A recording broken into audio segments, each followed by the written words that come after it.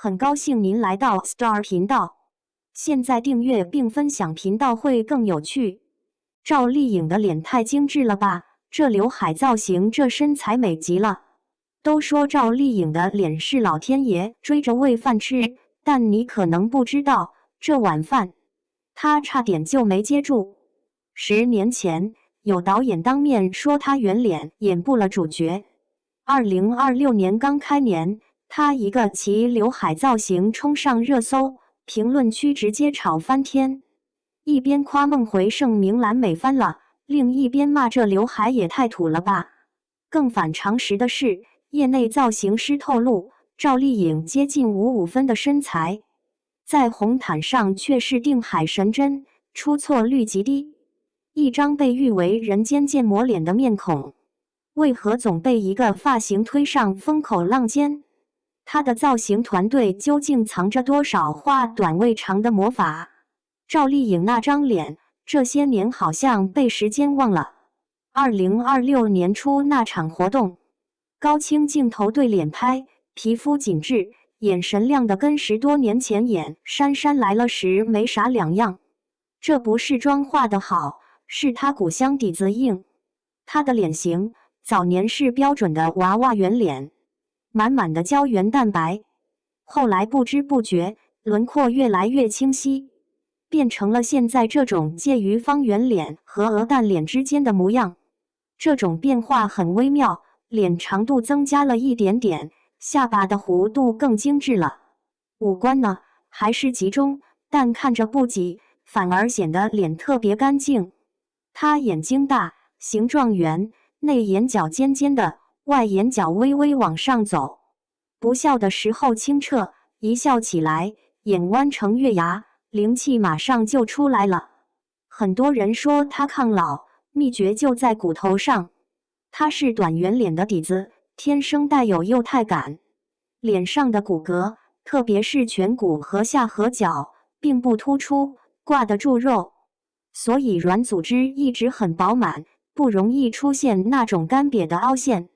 年纪上来了，以前有点内双的眼睛，双眼皮折痕反而更深更明显了，增添了韵味，却一点不显老态。但就是这么一张几乎零死角的建模脸，却好像跟刘海这个东西杠上了。尤其是其刘海，简直是她的热搜密码。最近一次大规模讨论，就是2026年1月10号为新剧《小城小事》做宣传那次。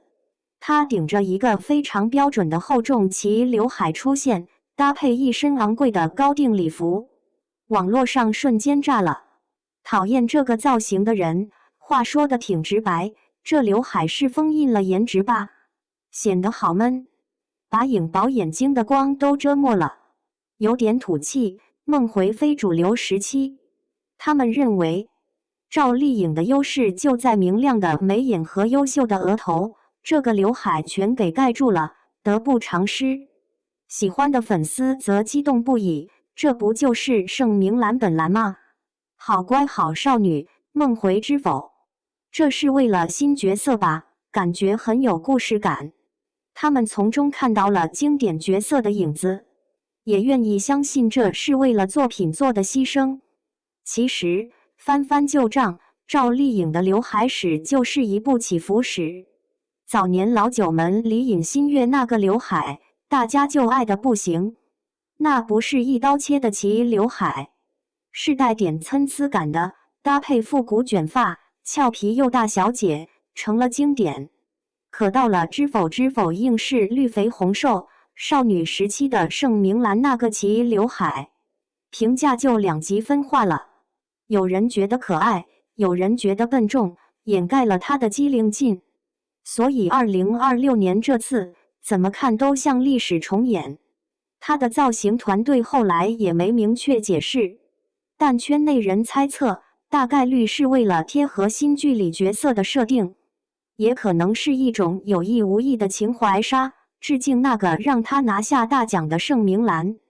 除了脸，赵丽颖的身材也是讨论焦点，但很多人不知道，她的身材在苛刻的镜头前，并不属于天赋型选手。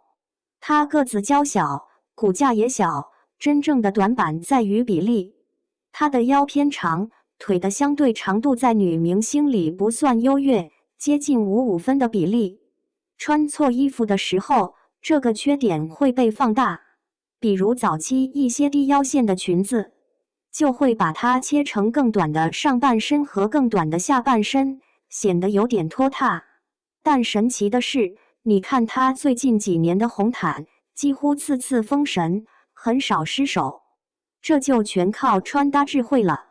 她的团队非常懂得扬长避短，那个短就是腰长腿短，而长呢，是她的腰极其纤细，腰臀比大概在 0.7 左右，这是非常优越的曲线。所以她的战袍几乎全是高腰线设计，不管是蓬蓬的公主裙，还是修身的鱼尾裙，腰线一定卡在最细的地方，并且尽可能抬高。裙子下摆要么是蓬起来的伞状，要么有开叉，用视觉延伸来拉长腿部线条。同时，她很爱穿露肩、抹胸款式的上衣，大面积露出脖颈和肩膀，能有效缩短上半身的视觉长度。这么一缩一拉，完美的比例就伪造出来了。私底下她的穿搭更随意，但原则不变，提高腰线，突出清爽感。从另一个角度看，赵丽颖所有的外形争议，无论是脸还是刘海，最终都绕回她的本职工作演戏。她的造型大多是为角色服务的。那个被吐槽的齐刘海，在《知否》里是明兰从懵懂少女到侯门主母的成长轨迹见证。一开始的厚重象征着压抑和伪装，后期的中分盘发则代表着从容与权力。她这些年明显在转型，从仙气飘飘的花千骨、楚乔，一路走到现实题材里的幸福。许半夏，戏路在拓宽，造型也在彻底改变。风吹半夏里的大波浪、红唇、大耳环和之前任何角色都没有重复，他似乎在用外形的彻底颠覆，来告诉观众，看，我能变成任何样子。所以每次因为一个发型、一件衣服上热搜，背后牵扯的早已不是美丑那么简单，那是观众对他过去角色的记忆，对他当下选择的评判，以及对他未来可能的期待。他的脸和身体成了他演员生涯最直观的注脚，每一次亮相都是一次无声的对话。争议本身或许就是顶级演员影响力的一部分。